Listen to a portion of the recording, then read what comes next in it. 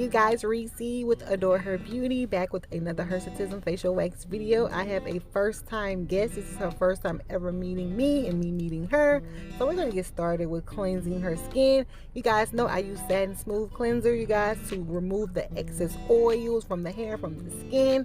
We're going to go in and dry with the 4x4 just to make sure we're pulling all of the moisture out of her skin.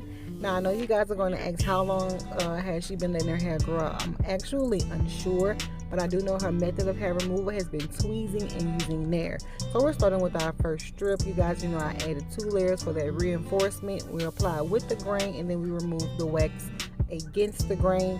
Since this is her first time and the hairs have never been removed from the follicle, we're going to do a lot of cleanup strips, but I may not show them all in this video.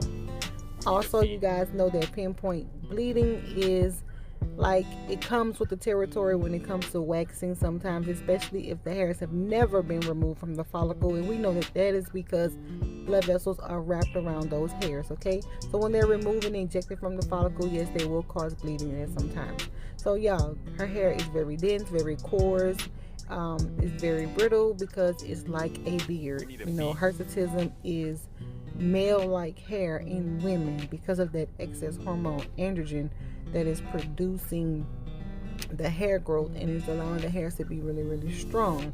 So in this particular section of her chin, the hair was growing in all kinds of directions. So you guys know I have my little special method that I do to try to make sure the wax is encased around each hair that it comes up. And you know, it's still going to be a struggle.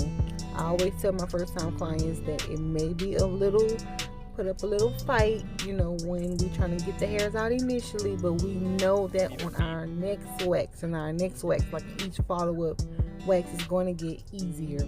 So she was very, you know, in some pain right here because it was at the tip of the chin. She had to shake it off. You know, it was a lot of bleeding going on in that part because the hairs again were so deeply embedded. She was in her 30s, I believe, so just think, those hairs have been there for years. And you can see how thick and how coarse and dense they were, and how the bulbs were also coming out, which is good. The pinpoint bleeding is a good sign as well. So I'm just really, really proud of her. She endured till the end, and she got amazing results, if I do say so myself. We did a little tweezing as well, but her results were amazing. She did have some hairs that were in the anagen stage, that is the growing stage, so she will have to come back in about 2 weeks.